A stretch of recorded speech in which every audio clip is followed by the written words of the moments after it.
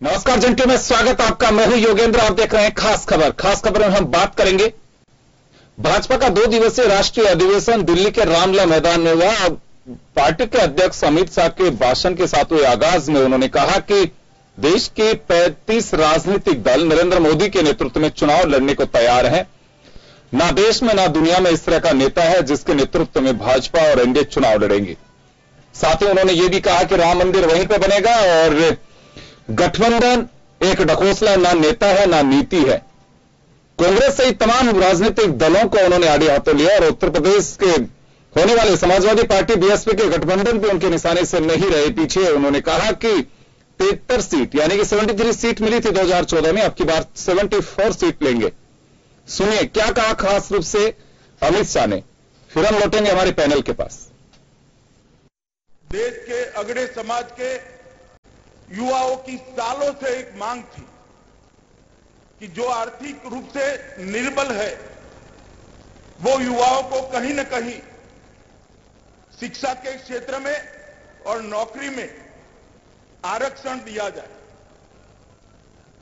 Bharatiya Janata party की नरेंद्र मोदी सरकार ने न केवल कैबिनेट में फैसला करा, दोनों सदनों में बिल को पारित कराकर करोड़ों युवाओं के स्वप्न को साकार करने का काम किया है। इसमें एक महत्वपूर्ण फैसला मोदी सरकार ने लिया।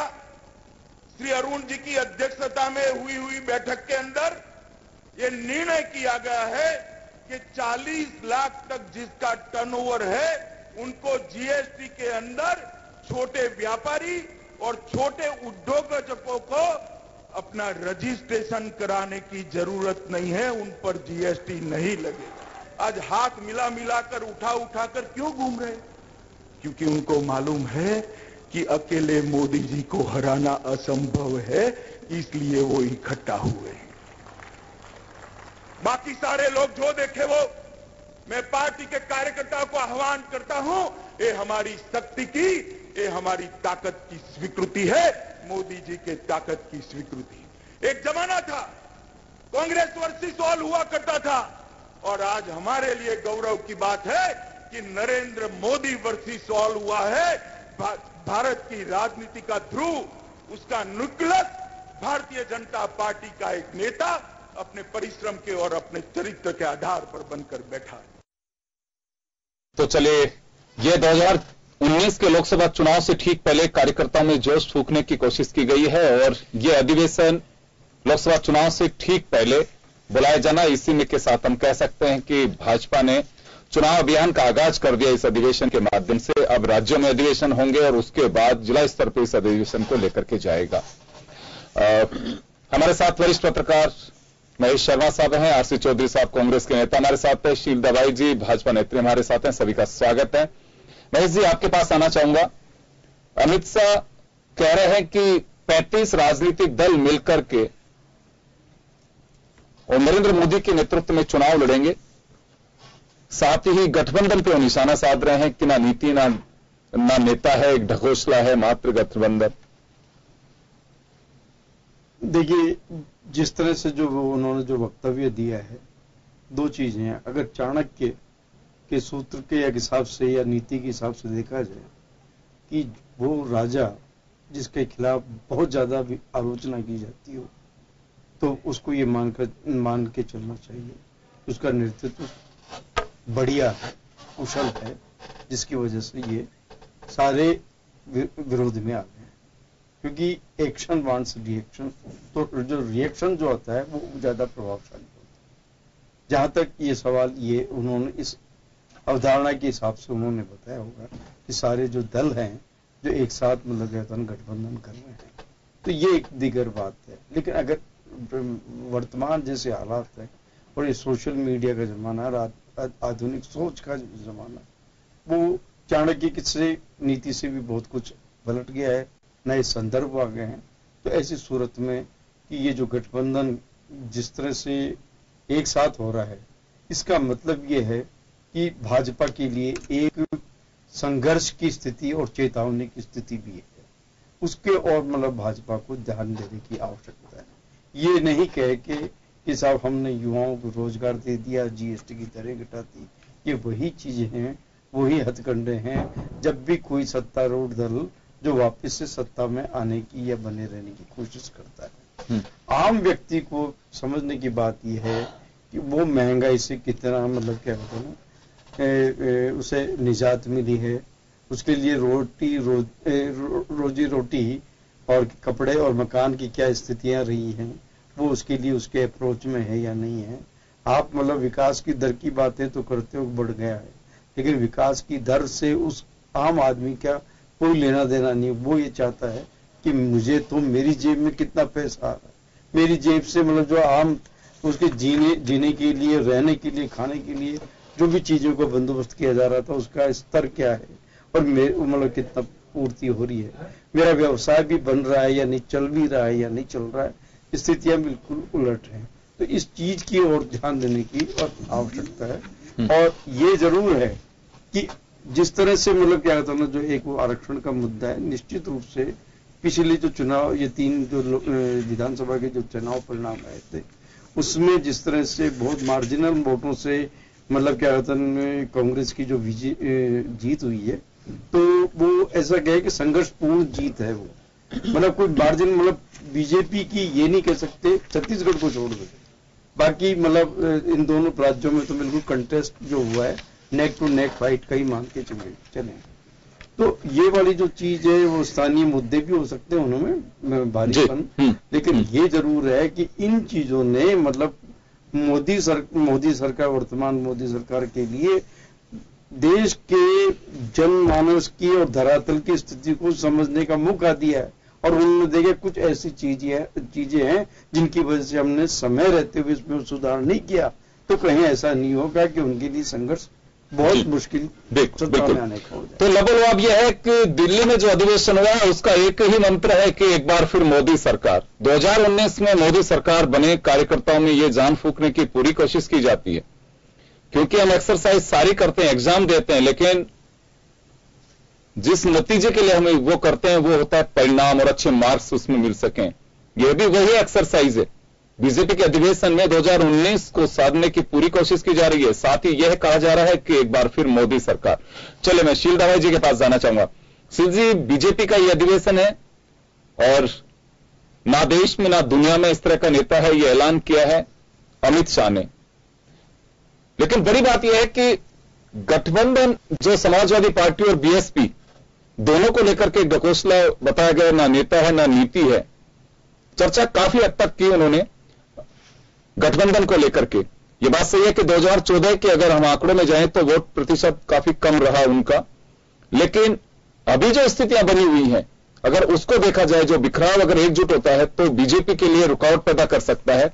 हालांकि अमित शाह इस बात का दावा कर रहे हैं कि 73 सीट 2014 में मिली थी, अब की बार 74 मिलेंगी। तो गठबंधन का इतना जिक्र क्यों किया जा रहा है? नहीं, देखिए योगेंद्र जी, जिस तरह से आप जो कह रहे हैं कि गठबंधन का जिक्र क्यों किया जा रहा है, क्योंकि ये जो उत्तर प्रदेश में मायावती और जो ये यादव है, अखिलेश यादव, ये प्रचारित कर रहे हैं। आज भी उन्होंने एक ऐलान किया कि बिल्कुल यहां से यूपी से हम सफाया कर देंगे। राहुल गांधी के जिस तरह से वक्तव्य आ रहे हैं और एक तरह से ये कहना चाहिए कि ये मैसेज देने की कोशिश कर रहे हैं कि हम मोदी को हरा देंगे, हम मोदी बीजेपी सत्ता से बाहर कर देंगे। लेकिन ये बयान, उनकी ये हताशा निराशा बयान करते हैं कि हम अकेले, कांग्रेस की बस की बात नहीं है ये, और या अकेले मुलायम सिंह ये अखिलेश यादव या मायावती के बस की बात नहीं है। ये सारे जितने भी जो क्षेत्रीय दल है, ये इनको अच्छी तरह विश्वास हो गया कि अगर हम मिलकर चुनाव नहीं लड़े, अगर हम बिखरे बिखरे रहे तो भारतीय जनता पार्टी का मुकाबला नहीं कर सकते। और जो नरेंद्र मोदी जी जो इतनी एक ऐसी शख्सियत है कि उनके सामने दूर दूर तक कोई नेता ऐसा नजर नहीं आ रहा जो प्रधानमंत्री नरेंद्र मोदी के सामने विकल्प के रूप में खड़ा हो सके। यही विश्वास के साथ भारतीय जनता पार्टी ने अपना जो अधिवेशन किया है और उन्होंने स्पष्ट कहा है कि जो 3 राज्यों के जो परिणाम आए उससे हम ना तो हताश है ना निराश है। और जिस तरह से बहुत कम मार्जिन पर जो अंतर रहा है, और यहाँ की राजस्थान की भी बात करें, हाँपते हाँपते जो है जादुई आंकड़े तक पहुंचे हैं। और मध्य प्रदेश में तो बहुत नेट टू नेट फाइट रही है, छत्तीसगढ़ का थोड़ा सा आप समझ लीजिए। लेकिन इन सब बातों से हम कोई हताश नहीं, हमें उत्साह है कि कई स्थानीय मुद्दे होते हैं, कई कारण होते हैं, थोड़ी सी ऊंच 0.5% कोई अंतर मायने नहीं रखता। जो नीति है, अब चुनाव लोकसभा का है और हम सारे जितने भी जो विश्लेषण था उनसे सब कर चुके, उससे दूर हटकर उन्होंने एक नीति तैयार की है कि हमें जिन जिन पॉइंट्स पर अपने आगे की नीति तय करनी है। उन्होंने हमारे मैं लौटूंगा आपके पास में। आरसी चौधरी जी हमारे साथ में है। चौधरी साहब, ना नेता है ना नीति है, मोदी के कद से घबराह करके प्रतिपक्ष विरोधी दल उनकी छवि को खराब करने की कोशिश कर रहे हैं, बिना सबूत के आरोप लगाए जा रहे हैं। और नेता के बारे में जैसे मैंने कहा ही, ये बीजेपी का दावा है कि ना देश और ना दुनिया में उनकी लोकप्रियता से घबराए हुए हैं सभी दल। योगेंद्र, सबसे पहले तो मैं 2014 का जो लोकसभा चुनाव था, लोकसभा चुनाव की तरफ आपका ध्यान इंगित करना चाहूंगा। 2014 का जब लोकसभा चुनाव था, उसके अंदर निश्चित रूप से भारतीय जनता पार्टी अकेली जो दल है उसको 282 सीट मिली थी, लेकिन उनका एक बड़ा गठबंधन था, एनडीए का गठबंधन था, और उस एनडीए के गठबंधन को 336 सीटें मिली थी। भारतीय जनता पार्टी जैसे ही पूर्ण बहुमत के साथ में सत्ता में आई, उसने एनडीए का जो स्वरूप है उसको छोड़ दिया और अपने आप में अहंकार आ गया। उसके तमाम जो घटक दल है, उन घटक दल का एक जो कॉमन एजेंडा जो होना चाहिए था, उस एजेंडा को छोड़ दिया। उस 2014 के अंदर जो मुद्दे देश को दिए नरेंद्र मोदी जी ने, उन मुद्दों पे ना तो मोदी जी आना चाहते और नहीं भारतीय जनता पार्टी आना चाहती, लेकिन देश की जनता ने जनादेश मुद्दों के आधार पर देती है, भावनाओं के आधार पर नहीं, क्योंकि ये देश जानता है कि किस प्रकार ये विश्व के अंदर अग्रणी बन सकता है। किसी नेता के या उसके समर्थकों के कहने से राष्ट्र का नेता महान नहीं हो जाता, राष्ट्र महान होता है तो ही उसका नेतृत्व महान होता है। इसलिए राष्ट्र के जब मुद्दे गौण हो जाते हैं तो मुझे नहीं दिखता कि नेतृत्व महान हो पाता है। राफेल के मुद्दे की जो चर्चा की, उन्होंने कहा भ्रष्टाचार का आरोप नहीं। राफेल का जो मुद्दा है कौन लेके आया? राफेल का मुद्दा सबसे पहले जहां पे गवर्नमेंट टू गवर्नमेंट जहां पे जो समझौता हुआ था, फ्रांस के राष्ट्रपति थे, उन्होंने ये बात कही कि नरेंद्र मोदी जी चाहते थे कि रिलायंस को ऑफसेट पार्टनर बनाया जाए। सबसे पहले उन्होंने बात कही, उसके बाद में ये बात शुरुआत होती है। जब वहां पे रिलायंस अपना एनुअल रिपोर्ट कार्ड जब जारी करती है, तो उस रिपोर्ट कार्ड के अंदर पता चलता है कि 30,000 करोड़ का ऑफसेट पार्टनर है, लॉन्ग ड्यूरेशन के अंदर 1 लाख से ज्यादा जाएगा। देश का सबसे बड़ा ऑफसेट पार्टनर अगर राफेल के साथ में है तो रिलायंस है, ये उन्होंने जारी किया। रिलायंस जो डेसोल्ट जो कंपनी है, उन्होंने जो अपना जो एनुअल जो रिपोर्ट जारी की, उसके अंदर तमाम ये सब चीजें आई। रिपोर्ट को लेके कि आखिर ये 570 करोड़ से लेके 1600 जो करोड़ का आरोप है, वो भी निराधार आरोप है। उसी को देश के वित्त मंत्री ने संसद के अंदर बताया। तमाम जो सब चीजें बातें आई, कंपनी का 10 दिन पहले गठन होता है, देश के प्रधानमंत्री जी जाते हैं, देश के रक्षा मंत्री के साथ में कोई संवाद नहीं होता, ना उन्हें कोई पता होता है। इसलिए ये जो फैसले जो तमाम जो लिए गए, वो ये दर्शाते हैं कि कहीं ना कहीं भ्रष्टाचार के आरोप थे। देश के प्रधानमंत्री जी एक बार भी सदन के अंदर जिसे मंत्री के तौर पर मानते थे, वहां पे नहीं आए और अपने खुद पे लगे हुए व्यक्तिगत आरोपों का जवाब देने का सामना नहीं किया। आज देश उन नजरों से जानना चाहता है जिन्होंने भ्रष्टाचार के खिलाफ 2014 की लड़ाई का आगाज किया। एक भी भ्रष्ट व्यक्ति को सलाखों के पीछे नहीं पहुंचा पाए, वो भ्रष्टाचार के आतंक में डूब गए। इसलिए देश जो एक चौकीदार था, किस प्रकार से वो चौकीदार चोरी के अंदर संलिप्त हो गया, आज वो देश जवाब मांग रहा है, देश की जनता मांग रही है। इसलिए मुद्दे देश की जनता के हैं। ये कहे कि हमारे खिलाफ में महागठबंधन बन रहा है। आपने 46 राजनीतिक दल और संगठनों के साथ में मिलकर सरकार लड़ी, चुनाव लड़ा, और सत्ता के अंदर जब भागीदारी बनी तो लगभग 8 जो दल है, 18 जो दल है, वो आपकी सत्ता के अंदर पार्टनर है, एनडीए के घटक दल है। अब ये महागठबंधन का नाम देना चाहते हैं, मोदी जी के नेतृत्व का नाम देना चाहते हैं, और घटक दल है वो छूटते जा रहे हैं। शिवसेना हो, टीडीपी हो, तमाम दूसरे जो दल है, चाहे अपना दल हो, जो 73 का दावा करते हैं, उत्तर प्रदेश के अंदर 71 भाजपा की सीटें आई, 2 अपना दल की आई। आज करें हम 74 लेके आएंगे, अपना दल आंखें दिखा रहे हैं। और बीजेपी के जो नेता है वाजपेयी जी, वो इसी के अंदर कह रहे हैं कि कुछ सीटों को बंटवारे को लेकर ये विरोधाभास है, एक अपना हक बढ़ाने की भागीदारी का प्रेशर है, हो सकता है ठीक हो जाएगा। आखिर किस प्रकार से 74 लेके आएंगे? यही अंगद का पांव था जो राजस्थान के अंदर गरजा था, 180 सीट लेके आएंगे, 3 राज्यों में 180 सीट पे समट गए। इसे देश की जनता, आप कितना भी अहंकार में बोलिए, देश की जनता के मुद्दे अगर आपके शब्दों में नहीं होंगे, देश की जनता पे विश्वास नहीं करेगी। महेश जी, आपके पास आऊंगा एक बार मैं फिर से। यहां 2 चीजें दिखाई दे रही हैं किसान कर्ज माफी बनाम सवर्ण जातियों को आर्थिक आधार पर आरक्षण, ये बड़े मुद्दे तो दिखाई देते हैं मुझे सामने। हालांकि नरेंद्र मोदी सरकार किसानों के कर्ज माफी को लेकर के एक्सरसाइज कर रही थी, 4 लाख करोड़ का कर्ज बताया जा रहा है, लेकिन 3 राज्यों में विधानसभा चुनाव होने के दौरान जब 10 दिन में कर्ज माफी की बात कही थी राहुल गांधी ने, वो एक ये कहें कि मोदी जी के इस प्लान पे झपट्टा कह सकते हैं, तो इसके काट के लिए आरक्षण का प्लान लेकर के आया गया।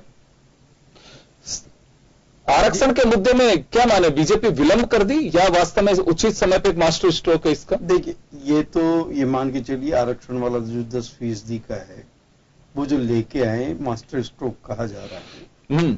और ये भी मान के चलिएगा कि जो नतीजे जो अभी आए थे 4-5 विधानसभा क्षेत्रों के, तो उनसे मतलब क्या होता है मालूम पड़ रहा है कि मूड क्या है। SC/ST एक्ट का विरोध जो बना था माहौल, क्योंकि SC/ST का जो था जिनके बूते ये बहुमत से जो भाजपा केंद्र में आई थी, वो इनका वोट बैंक जब बिखराव की तरफ चला तो ST जो बिखर गया था वो एकदम उसको साधने के लिए ये सवर्णों को के लिए जो 10% का आरक्षण का लेके आए।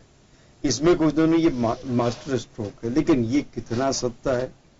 अगर ये मतलब हाई कोर्ट सुप्रीम कोर्ट में जाकर के अटक जाता है किसी तरह का है, तो ये भी एक मतलब क्या होता है मुद्दा बाद में भी बन सकता है। लेकिन अभी फिलहाल जबकि राष्ट्रपति इसे स्वीकृत करने की ओर चल रहे हैं संविधान संशोधन के बाद में, जैसा कि कहा जा रहा है, लेकिन जिस तरह से जो संवैधानिक जो है विशेषज्ञ वो ये बता रहे थे कि कहीं ना कहीं ये वापस, क्योंकि 50% से ज्यादा आरक्षण नहीं किया जा सकता, लेकिन ये चूंकि 60% हो जाएगा, तो ये आर्थिक का हो चाहे सामाजिक समानता का मामला हो, ये अभी मामला अभी अदर जून में। लेकिन हाँ, ये जरूर है कि राज्यसभा से भी इसको पारित हो गया, जबकि सत्तारूढ़ दल की संख्या बल इतना नहीं था, लेकिन उसके बाद में भी कोई भी विपक्षी दल इसका विरोध नहीं कर पाया।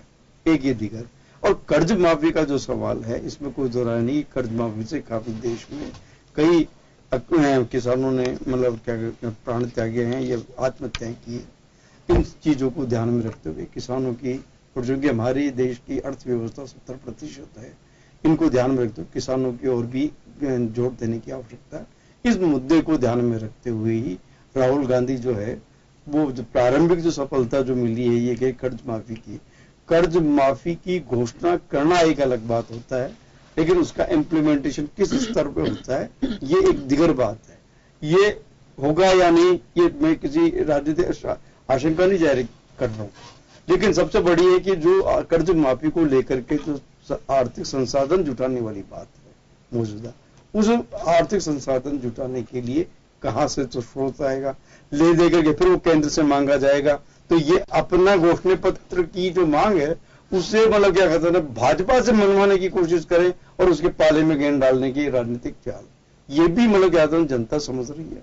और इन चीजों को ध्यान में रखते हुए कांग्रेस और भाजपा की दोनों की जो घोषणाएं हो रही है और जिन मुद्दों को लेकर जो चल रही है उसमें ये बातें ये तय कर रही है, और इसमें ही इस दौड़ के अंदर कि कौन बाजी मारेगा, इसके लिए ही माहौल तैयार किया जाए। बिल्कुल।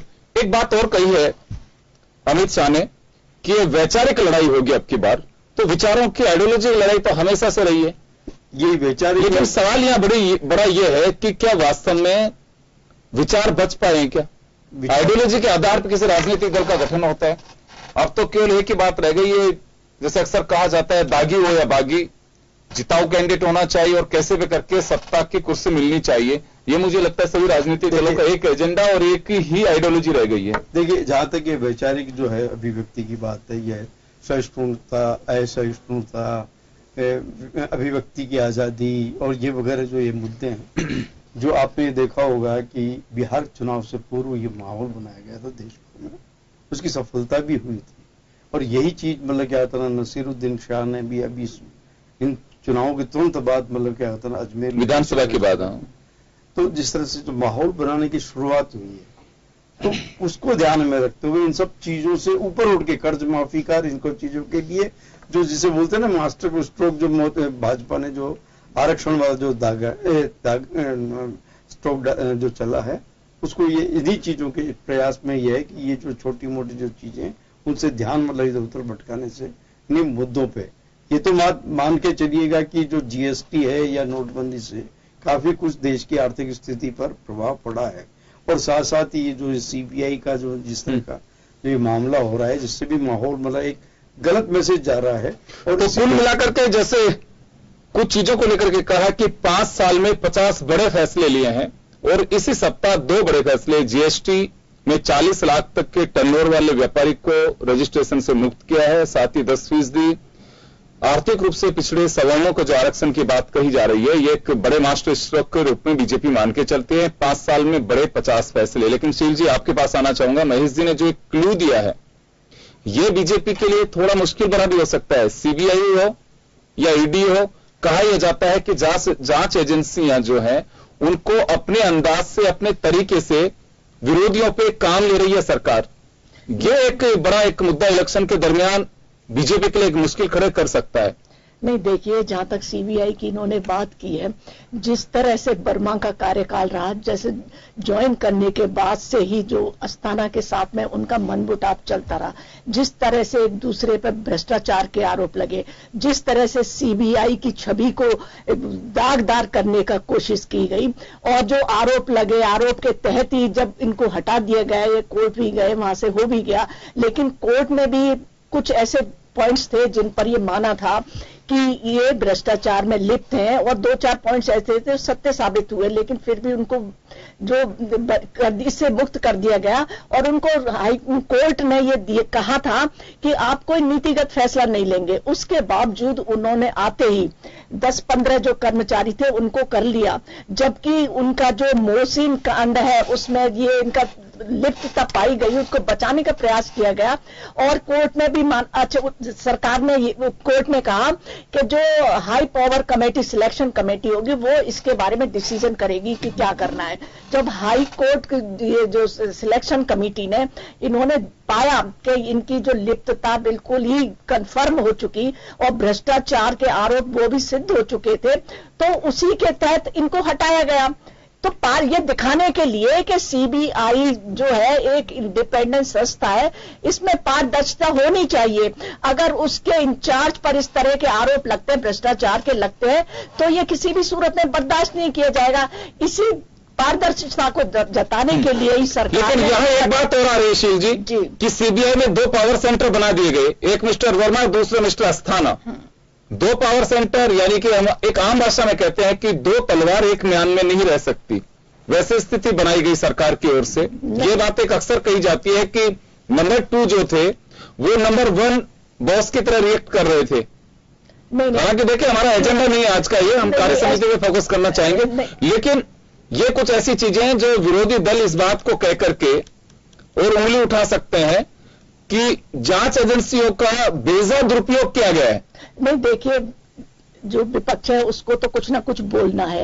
ये स्पष्ट सामने ये दिख रहा है कि दोनों को जिस तरह से अखाड़ा बन गया था, जिस तरह के सीबीआई की कार्यप्रणाली प्रभावित हो रही थी, लोगों में सीबीआई से विश्वास उठता जा रहा था। तो जनता के सामने एक नजीर पेश करने के लिए कि कोई भी भ्रष्टाचारी होगा, कोई भी किसी भी फेवरेबल काम करेगा तो उसको पद पर नहीं रहने दिया जाएगा। ये तो विपक्ष का तो काम है, उनको तो कुछ बोलना है, कोई इन पे सबूत है नहीं, जबकि सबूत वो सिलेक्शन कमेटी है उसमें सबूत है उनके पास में, सबूत के तहत ही उनको हटाया गया है। चौधरी साहब, आपके पास आना चाहूंगा। प्रतिपक्ष का नजरिया बदल रहा है, विरोधियों को महज एक ही काम है कि नरेंद्र मोदी की खिलाफत करना है। नरेंद्र मोदी अगर अच्छा भी काम कर रहे हैं तो उसमें अड़ंगे लगाना है। ये लोकतंत्र का हत्या का एक पहला कदम है। सरकार जब सत्ता में आती है, विपक्ष का दायित्व है कि वो इस प्रदेश की, इस राष्ट्र की जनता के मुद्दे उठाए। अगर मुद्दे उठाना नेतृत्व के खिलाफ करना है तो ये एक सोच का नजरिया है कि लोकतंत्र में किस प्रकार का बदलाव आ रहा है। बीजेपी के जो साथी प्रवक्ता जिस प्रकार से सीबीआई निदेशक के बारे में जो चर्चा कर रहे थे, ये पता होना चाहिए कि जो अस्थाना है वो अस्थाना कहां से सूरत के जो कमिश्नर से लेकर जहां तक का जो सफर किया और कितने उनपे भ्रष्टाचार के आरोप थे, और जब उनके भ्रष्टाचार के आरोप के खिलाफ सीबीआई डायरेक्टर ने जब आदेश किया उसके बाद में किस प्रकार रात की 1:30 बजे जैसे देश के अंदर किसी आतंकवादी को घेर के इनकाउंटर करना हो या उसको पकड़ना हो, उस प्रकार सीबीआई डायरेक्टर को रात की 1:30 बजे निकाला जाता है देश के अंदर से, और उससे सीबीआई डायरेक्टर को सुप्रीम कोर्ट है वो रिस्टेट करती है। और जब एग्जामिन होना चाहिए, जहां पे जाना चाहिए सिलेक्शन कमेटी के पास में, जो उसके पास में नहीं जाते और सीवीसी की रिपोर्ट के आधार पर हटा देते हैं। जो सीबीआई डायरेक्टर ये कह रहे हैं कि मेरा पक्ष ही नहीं सुना गया। क्या ऐसी जल्दी थी कि उन्हें कुर्सी पे बैठते ही उन्हें भय लगा था कि कहीं ऐसे निर्णय ना हो जिसके अंदर स्वयं मोदी जी भी उसके अंदर फांस में आ जाएं। अस्थाना के ऊपर जिस प्रकार के जो आरोप लगे थे, सुप्रीम कोर्ट ने आज निर्णय दिया है उस पर। सुप्रीम कोर्ट ने कहा है कि सीबीआई इस पर जांच करेगी और किसी उच्च अधिकारी के आदेश की निर्देश की जरूरत नहीं है, और तय समय सीमा के अंदर उसको जांच करने के आदेश दिए। आखिर क्या इतनी प्रतिबद्धता थी अस्थाना के लिए देश के प्रधानमंत्री की? देश का प्रधानमंत्री जो उसको बचाने के लिए तमाम तरह के हथकंडे अपनाए, रात की 1:30 बजे पुलिस को भेज के सीबीआई ऑफिस को घेरा गया, ये अपने आप को दर्शा रहा है। इसलिए देश के अंदर सिर्फ सीबीआई नहीं, बहुत से जो संस्थान है, चाहे सुप्रीम कोर्ट का देश के आजाद इतिहास में पहली बार सुप्रीम कोर्ट के 4 जस्टिस आके देश की जनता के मुताबिक होते हैं और कहते हैं कि निर्णय किस प्रकार से हो रहे, किस प्रकार से एक हाईकोर्ट, एक सीबीआई के जज की मृत्यु हो जाती है और उसकी जांच से इग्नोर कर दिया जाता है। तमाम मुद्दे आए देश के सामने आए। इसलिए देश की जनता कितनी बड़ी ताकतवर है, ये देश की जनता को सभी संवैधानिक संस्थानों ने बताया, और उन्होंने देश की जनता से अप्रत्यक्ष अपील की कि अगर संवैधानिक संस्थानों को बचाना है तो आपको जागना होगा। सुप्रीम कोर्ट हो चाहे इलेक्शन कमीशन के जो पूर्व 9 चुनाव आयुक्त हैं, उन्होंने भी आके कहा कि इलेक्शन कमीशन की जो निर्णय ले रहे हैं उससे साख गिर रही है। आखिर क्या वजह है कि हर वर्ग कहीं ना कहीं आवाज बुलंद कर रहा है, चाहे यूनिवर्सिटी के छात्र संगठनों के हो, किस प्रकार से जो केंद्र की सरकार है उन पे शिक्षण संस्थानों के अंदर हमला कर रही थी। तमाम जो संवैधानिक संस्थान है इस देश के अंदर वो जागृत होते रहे, और ये कह रहे हैं कि सहिष्णुता के नाम पे विरोध कर रहे थे। सहिष्णुता के नाम पे विरोध नहीं कर रहे थे। जहां पे फिल्म इंडस्ट्रीज के लोग हैं, नाट्य अकेडमी के लोग हैं, साहित्य अकादमी के लोग हैं, अगर साहित्यकार विचारवान लोग अगर इस देश की जनता से अपील करते तो निश्चित रूप से वो बता रहे हैं कि देश का लोकतंत्र किस प्रकार से खतरे में। मैं लौटूंगा अभी आप लोगों के पास में लौटूंगा। एक छोटे से ब्रेक के लिए रुकेंगे, ब्रेक के बाद वापस लौटेंगे हमारे पैनल के पास एक छोटे से ब्रेक के लिए।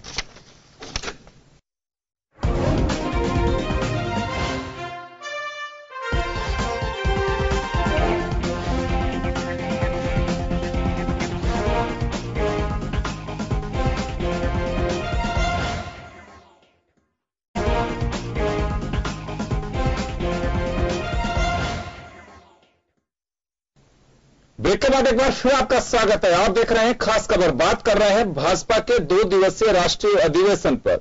दिल्ली में शुरू हुए अधिवेशन में भाजपा सुप्रीमो अमित शाह ने कार्यकर्ताओं को गुरुमंत्र दिया और उन्होंने कहा कि 2019 कोई आम चुनाव नहीं है, ये एक देश का ऐसा निर्णायक चुनाव होगा जिस देश की विकास और आर्थिक स्थितियां जो नरेंद्र मोदी ने तैयार की हैं वो आम जनता तक पूरी तरह से पहुंच सके।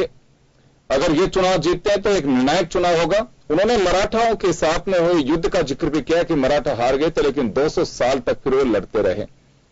खैर चलिए हम लेकिन चर्चा को आगे बढ़ाएंगे। शील दाबाई जी के पास आना चाहूंगा। शील जी, ये बात तो तय है आप अपनी योजनाओं को लेकर के जा रहे हैं कि 5 साल में बड़े 50 फैसले किए हमने, लेकिन प्रतिपक्ष जांच एजेंसियां हो या रफाल मामला हो इसको लेकर के जमकर घेरेगा। उस पर आप कुछ कह भी रही थी।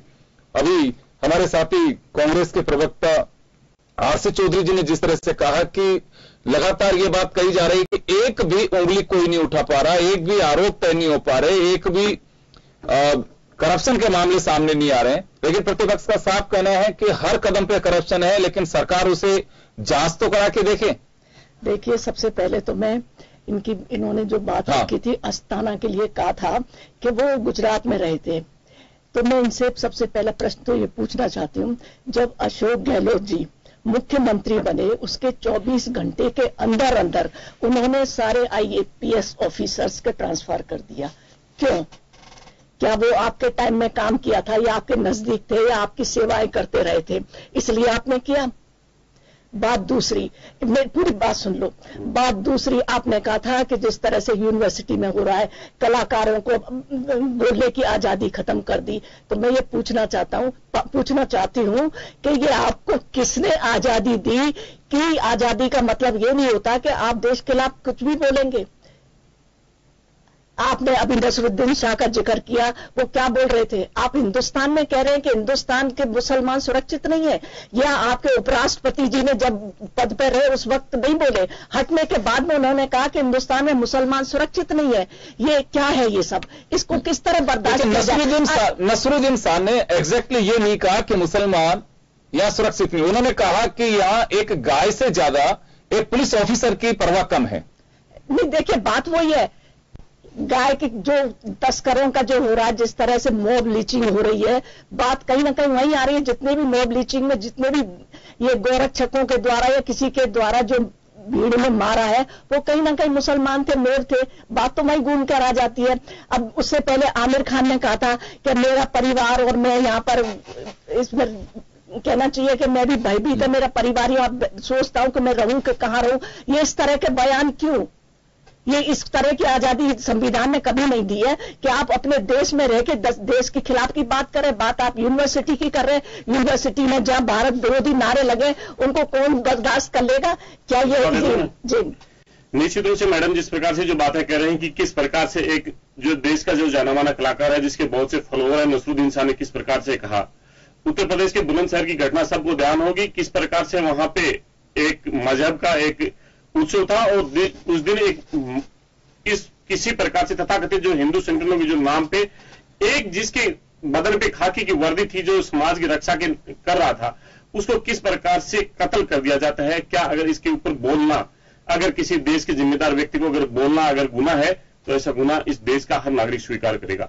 फतेहपुर जैसे शहर के अंदर, जहां राजस्थान के अंदर एक सीआई की दिन आधी रात को गोली मार के हत्या कर दी जाती है। अगर इस पे मौन रहो, बोलिए मत। अगर बोलते हो तो इसका मतलब आप ही सबसे ज्यादा ऐसे इसको, अगर देश का नागरिक नहीं बोलेगा तो निश्चित रूप से कौन बोलेगा? जब देश के रक्षक मारे जाएंगे तो इस देश की रक्षा कौन करेगा? अभी शुरुआत अर्धसैनिक बलों से है, आगे ये कहां तक पहुंचेगी? निश्चित रूप से चुनौती बुरी बात है, इसलिए देश के लोगों को सोचना चाहिए। और मैं कहना चाहता हूं, इस देश के अंदर ऐसे हजारों नसरुद्दीन शाह की जरूरत है, जो इस देश के अंदर जहां पे इंसान की हत्या सरेआम कर दी जाती है और वो चुपचाप रहते हैं, बोलने की जरूरत है, बोलिएगा। दूसरा, इन्होंने कहा कि यहां पे आते ही मुख्यमंत्री अशोक जी गहलोत ने तबादले किए। आपको पता होना चाहिए, दिनेश एमएन एसीबी के अंदर थे, एसीबी के अंदर उन्होंने बहुत बड़ी कार्रवाई की थी, और जो कार्रवाई उन्होंने जिन कार्रवाई को अंजाम दिया, उन्होंने कहां पे भेजा? अगर वैसे व्यक्ति को लाके हमने एसीबी के ऑफिस में अगर वापस तो देश के भ्रष्टाचार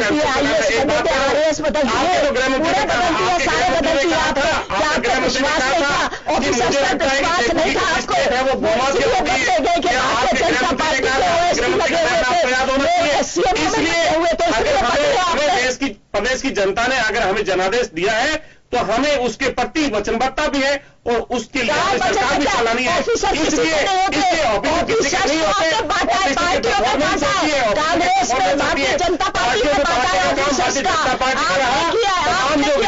डेमोक्रेसी के सामने नतमस्तक होते नजर आए और मुख्यमंत्री से दूर रहे। इस चीज का नतीजा है कि मुख्यमंत्री ने आज प्रदेश की जनता ने दिल्ली भेज दिया। लेकिन आज चौधरी साहब आप कह रहे हैं कि विधायकों को वेट कराया गया, बैठाया गया, ये चीजें अब तो विधानसभा चुनाव के बाद तो पीछा छोड़ेंगे कि अभी भी चलती रहेंगी? ये जब उन्होंने जो जिक्र किया, उन्होंने कहा किस प्रकार से प्रशासनिक अमले में आमूल चूल परिवर्तन किया गया। तो मैंने एक आपको उदाहरण दिया, आपका यूनियन मंत्री कहता है कि मेरे विभाग में भ्रष्टाचार मेरे सामने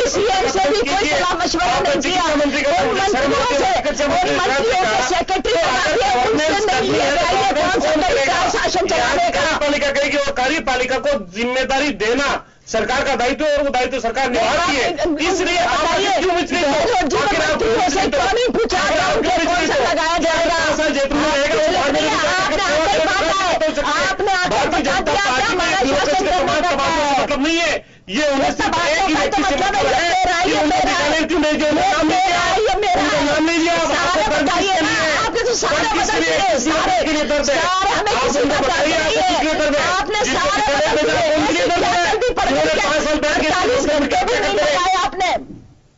चलिए। लेकिन सुनील जी, ये बात सही है कि आपके बड़े डिसीजंस हैं, अगर आपने किए हैं, लोगों को बेनिफिट मिल रहा है तो बीजेपी को उससे बुलाना भी चाहिए। लेकिन जांच एजेंसियों को लेकर के जिस तरह के आरोप लग रहे हैं बीजेपी पे, केंद्र सरकार पे, कि बस उनको यूज करके और दबाव डालने की राजनीति की जा रही है, ये लगातार बात कही जा रही है। राहुल गांधी ने एक ट्वीट किया है कि चौकीदार से हमने छोटे छोटे सवाल पूछे थे, उनका तो जवाब नहीं दे रहे हैं, और बढ़ चढ़ करके बातें की जा रही हैं कि हमारे किसी भी नेता की तरफ एक भी आरोप नहीं है। आरोप क्या होते हैं? और ये राहुल गांधी ने पूछा, एक बार फिर पूछा है। देखिए, आरोप वो होते हैं जो कांग्रेस सरकार में इनके मंत्रियों के ऊपर लगे थे। आरोप वो होते हैं जहां पर पीएम तक आंच पहुंचती है। बात रही राफेल की, तो राहुल गांधी बार बार जो शोर मचा के कह रहे हैं उनके पास कोई सबूत नहीं है। कोर्ट में जब इनको इतने सबूत थे तो कोर्ट में क्यों नहीं जाके इन्होंने सबूत दिए? हमारी सरकार बार बार ये कह रही है कि आप आइए राफेल मुद्दे पे बहस करिए, लेकिन बहस करने को आप तैयार नहीं। सीतारमण जी हमारी शिक्षा मंत्री ने, रक्षा मंत्री ने 2.5 घंटे तक एक एक बात का स्पष्टीकरण दे दिया, तब भी राहुल जी को समझ में नहीं आ रही। उनको लगता है कि सिर्फ एक राफेल है उनके पास, दूसरे कोई मुद्दे हैं ही नहीं। वो सोचते हैं कि राफेल के मुद्दे पे मैं सारी बेटर्मी पार कर जाऊंगा। ये बिल्कुल मूंगी लगा के सपने हैं। चिल्लाता वही है जो अंदर से कहीं कमजोर होता है। चौकीदार वही चिल्लाता है जिसमें कोई दम होती है, चोरों को डराने की शक्ति होती है। चोर वही जोर से चिल्लाता है जिसे चोरी करी है कि मैंने चोरी नहीं की, लोगों को दिखाने के लिए। तो ये सब जनता सब समझती है। क्या कांग्रेस है, क्या भारतीय जनता पार्टी ने किया है, और क्या कांग्रेस का इतिहास रहा है, और आगे कांग्रेस किन मुद्दों पर आएगी, कोई बोलने के लिए जनता के पास है ही नहीं। चलिए, ये है बात पूरी। जांच एजेंसियों को आड़ में लिया जा रहा है, प्रतिपक्ष के पास में बोलने को लिए कुछ नहीं है, क्योंकि बीजेपी के पास में एक ऐसा नेता है कि ना देश और ना दुनिया में है। तो कुछ बचता है आप आरसी चौधरी साहब प्रतिपक्ष के पास में? निश्चित रूप से ये लग रहा है कि पूरी सरकार और देश के रक्षा मंत्री सिर्फ देश के चौकीदार की रक्षा करने पे तुले हैं। देश की रक्षा कौन हो गई? चौकीदार तो रक्षा कर रहे हैं देश के। माननीय जो बीजेपी की जो प्रवक्ता, उन्होंने कहा कि प्रधानमंत्री पे आज पहुंचनी चाहिए। आज प्रधानमंत्री पहुंची थी, जिस सदन का नमन करते हैं, पूछते हैं। मैं आपके मनमोहन जी की बात कर रही हूँ। परिवार तक पहुंची थी, उनके घर तक पहुंची थी। बहस होने के बाद में आदरणीय राहुल गांधी जी जो प्रतिपक्ष पार्टी के नेता हैं, उन्होंने सिर्फ सीधा से एक बात पूछा कि जब आपने इस डील के कॉन्टेंट को चेंज किया तो क्या रक्षा मंत्रालय ने इसके ऊपर ऑब्जेक्शन किया था, हाँ या ना? रक्षा की मंत्री है, सिर्फ एक छोटा सा प्रश्न पूछा, और मैं खुद इस जनता के टीवी से पूछ रहा हूं, जनता से पूछ रहा हूं कि निश्चित रूप से पूछिए, 2.5 घंटे में क्या एक शब्द हाँ या ना का नहीं था, जिसके मंत्रालय की खुद मंत्री है उनके पास में नहीं था, कि जो डील की जो कॉन्ट्रैक्ट बदला, उस बदलाव के अंदर रक्षा मंत्रालय के क्या उसके ऊपर था, आपत्ति थी या नहीं थी? उसका जवाब उन्होंने 2.5 घंटे में नहीं दिया। 2.5 घंटे में उन्होंने रक्षा करते हैं नजर आए तो देश के चौकीदार की रक्षा नजर करता है, लेकिन देश की जनता जान रही है कि देश का चौकीदार क्यों मौन है। जो मौन है वो बता रहा है चौकीदार तो शामिल है,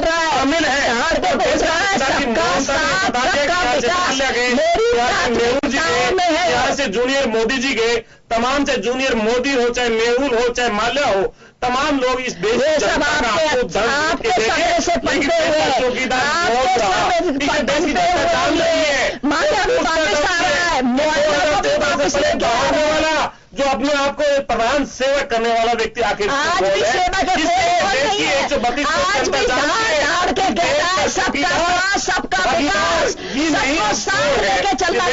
बोल रही है देश की जनता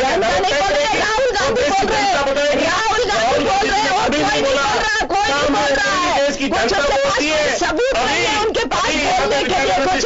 हुआ इस पूरे प्रदेश की जनता आई और प्रदेश की जनता बोल रही है, आप जाइए और सुनिए, देश की जनता से संवाद कीजिए, बताएगी वो। मैं आ रहा हूं महेश जी, आपके पास आना चाहूंगा। जांच एजेंसियों को लेकर के लगातार कटघरे में खड़ा किया जा रहा है नरेंद्र मोदी सरकार को कि उन्हें प्रेशराइज करके, उन्हें यूज करके टूल की तरह, और सामने वाले को प्रेशराइज करने की कोशिश की जा रही है।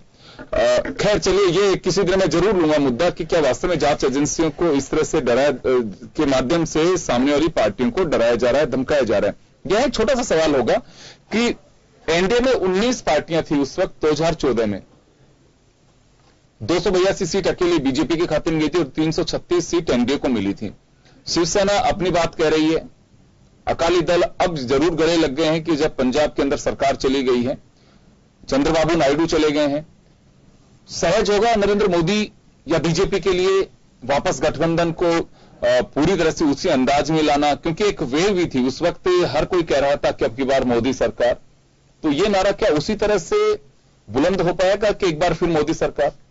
देखिए, एक बार फिर मोदी सरकार का नारा बुलंद हो ये तो अभी बाद में मालूम पड़ेगा, लेकिन इतना जरूर है कि मौजूदा स्थिति में मोदी सरकार के सामने चुनौती जरूर है। चुनौती इसलिए भी है क्योंकि महागठबंधन बनने जा रहा है। आप ये देखिए कि जब भी कांग्रेस के, जैसे एक बार कांग्रेस के अगेंस्ट सारे दल जिनकी विचारधारा नहीं मिल रही थी, उनका नेता भी तय नहीं था और उन्होंने चुनाव लड़ा जनता पार्टी के, 1977 का मामला है, तो उसमें ये मालूम पड़ गया था। वो ठीक है, कोई पृष्ठभूमि क्या रही हो वो बात अलग है, लेकिन हाँ ये जरूर है कि जब भी किसी एक दल के अगेंस्ट में दूसरे दल जब मिलकर के जब चुनाव लड़ते हैं तो निश्चित जो मत विभाजन जो होता है वो मतलब क्या कहता है, एक योग बनता है और ये योग बन करके जो जितने जो सत्तारूढ़ दल है उस सत्तारूढ़ दल पे वो भारी हो जाता है।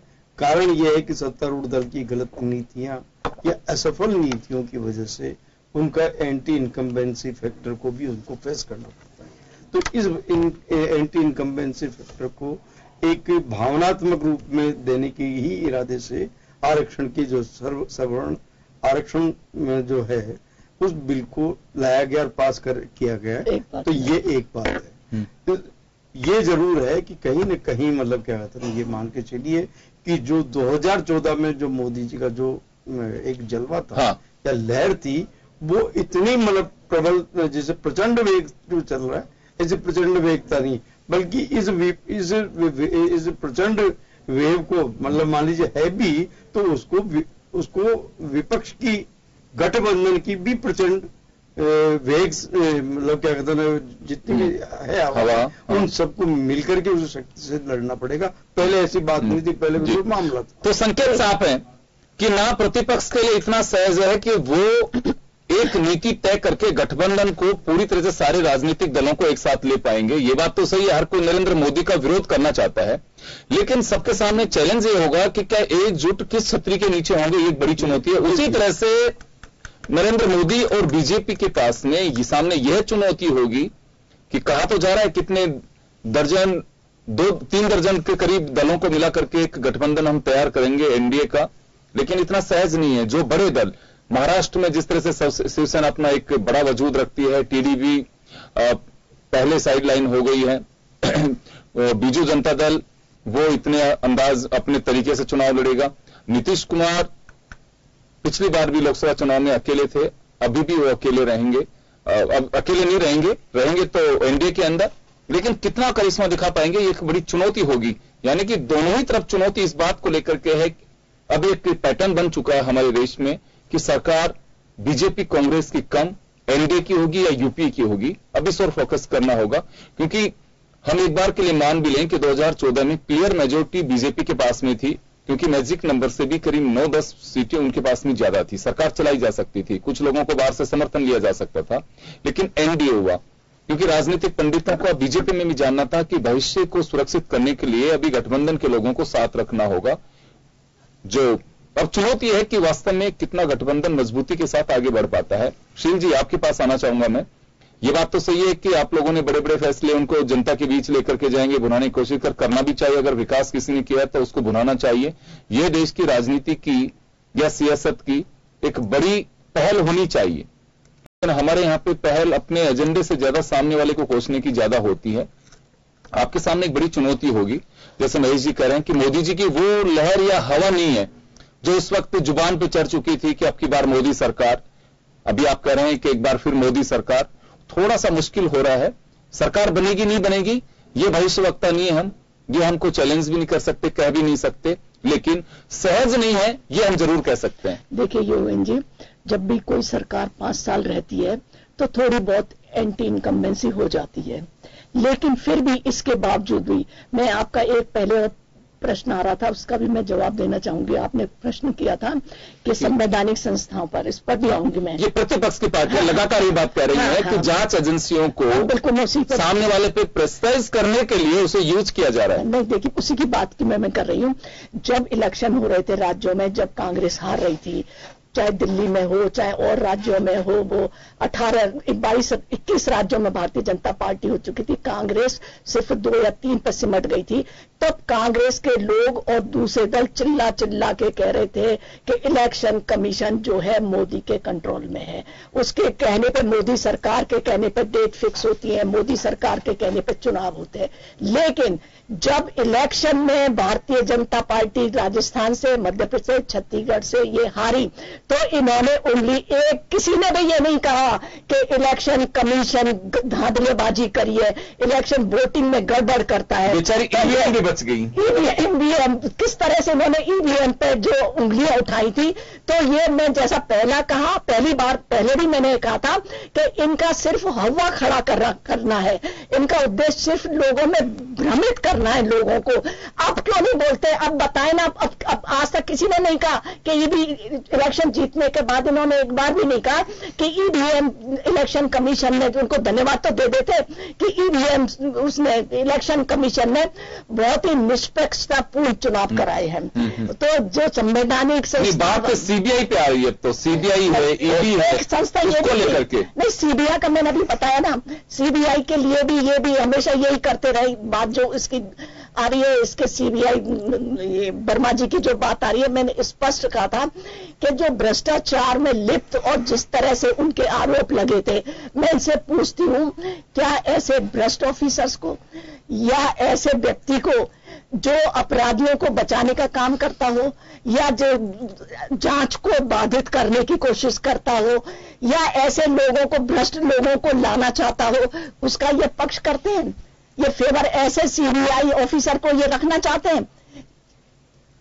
क्या जवाब है इनके पास में इस बात का? सीबीआई के डायरेक्टर पे एक व्यक्ति के तौर पे बैठ के अगर आरोप लगाए तो ये देश की संवैधानिक संस्थाओं का अपमान है। अगर आज वो अपमान करने की कोशिश कर रहे थे, सीबीआई जैसी संस्था पर लोगों को उंगली उठाने का मौका दे रहे थे। उनका जो चयन होता है, इस देश का सबसे बड़ा सुप्रीम कोर्ट का जो चीफ जस्टिस होता है वो होते हैं, देश के प्रधानमंत्री होते हैं, नेता प्रतिपक्ष होते हैं। इसलिए अगर हम इस प्रकार के आरोप लगाएं, ये निश्चित रूप से निंदनीय है। लेकिन देश के प्रधानमंत्री को अगर कहीं लगता है कि सीबीआई अपनी निष्पक्षता से उनकी आंच अगर प्रधानमंत्री जी तक पहुंच सकती है, तो प्रधानमंत्री जी आनंद फानंद में निर्णय लेकर रात की 1:30 बजे पुलिस के द्वारा उन्हें कार्यालय से बाहर निकालते हैं और दूसरे अधिकारी को रात की 1:30 बजे नियुक्त करते हैं। ये पूरा देश जान रहा है और जानता है और क्या हो रहा है। प्रधानमंत्री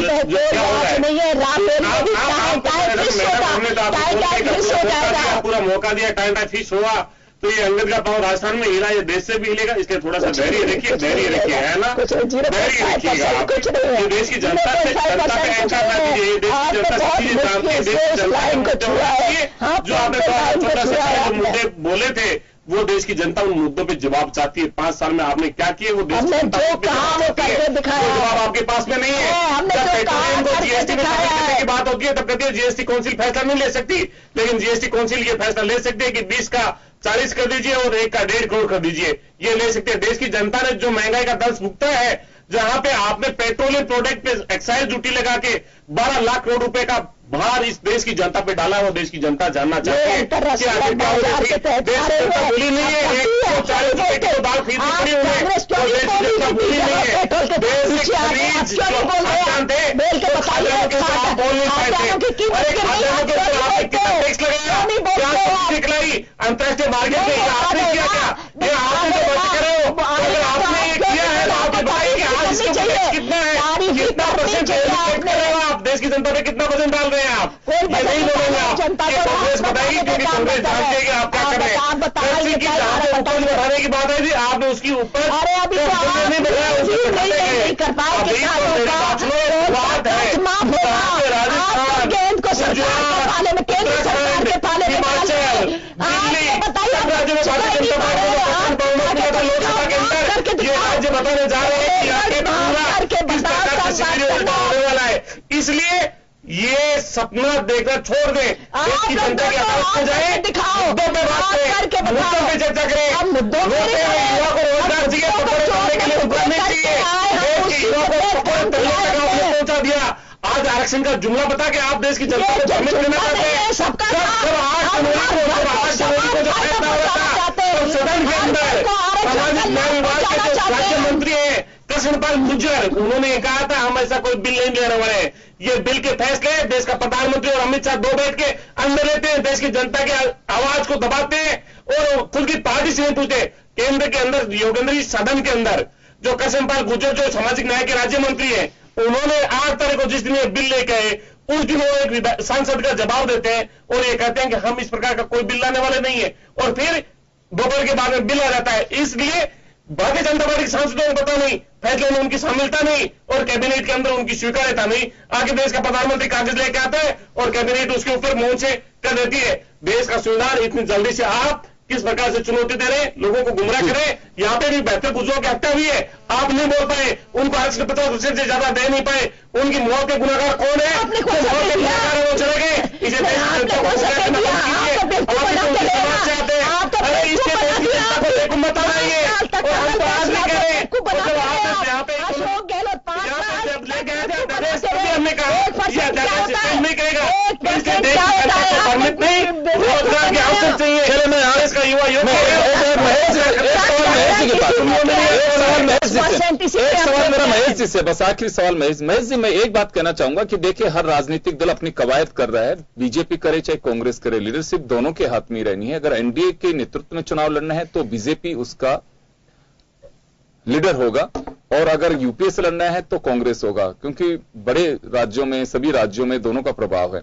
यहां गठबंधन भी अपने आप में एक चुनौती होगा आने वाले दिनों में कि कौन किसके साथ जाएगा, अलायंस में किस तरह से सीटें बटेंगी, सारे अलग कवायद चल रही है, लेकिन एक सहज है दिखाई दे रहा है आपको।